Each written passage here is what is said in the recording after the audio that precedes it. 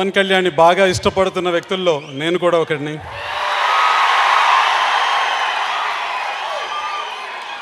మొన్నటి ఎన్నికల్లో పవన్ కళ్యాణ్ పోషించిన పాత్ర ఏంటో మనకు తెలుసు. మరొకరైతే తను పోషించిన పాత్ర ఆధారంగా ఒక పదవిని పొందటం, డబ్బును పొందటం, ప్రస్తుతం ఉన్న రాజకీయ నాయకుల్లా విపరీతంగా డబ్బు సంపాదించే ప్రయత్నం చేస్తుండేవారు. కానీ పవన్ కళ్యాణ్ ఒక కొత్త మార్గాన్ని ఎంచుకున్నారు.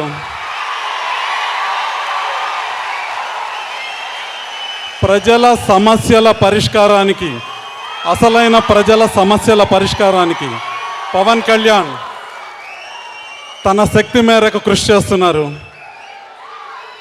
కాబట్టి పవన్ కళ్యాణ్ని ఖచ్చితంగా అభిమానించాల్సి ఉంటుంది. కొత్త సంస్కృతికి పవన్ కళ్యాణ్ తెరలేపారు. ఈరోజు అధికారంలో ఉన్నవారికి, ప్రభుత్వంలో ఉన్నవారికి కేవలం వందిమాగదుల్లా తయారై భజన చేసే బ్యాచ్లు మనకి ప్రతి చోట కనిపిస్తున్నాయి. ఈరోజు చాలా కష్టమైన విషయం నిజం మాట్లాడటం, సత్యం వెనక నిలబడటం, సత్యాన్ని స్పష్టంగా చెప్పటం. ఆ పని చేస్తున్న పవన్ కళ్యాణ్కి నా అభినందనలు.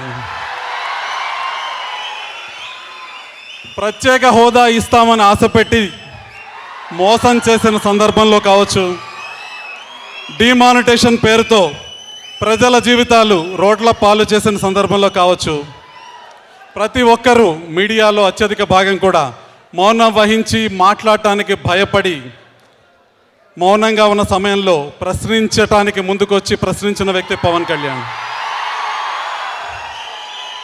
ఈరోజు యువతరం ప్రశ్నించాల్సి ఉంది, నిలదీయాల్సి ఉంది. మీరు రాజకీయ నాయకులు, ప్రజల భవిష్యత్తు కోసం, ప్రజల కోసం మీరు రాజకీయ నాయకులయ్యారు. కానీ మీరు ఈరోజు వ్యక్తిగత ఆస్తులు పెంచుకుంటూ ప్రజల్ని వంచిస్తూ ఎన్నికల ముందు ఒక మాట చెప్పి, ఎన్నికల తర్వాత ఒక మాట చెప్పి, కేవలం మీ కుటుంబాల సంక్షేమం కోసం మీరు పరిపాలనని కొనసాగిస్తున్నారు. ఈ పరిస్థితి మారాలని యువత రాజకీయ నాయకుల్ని, రాజకీయాలని ప్రశ్నించాల్సి ఉంది.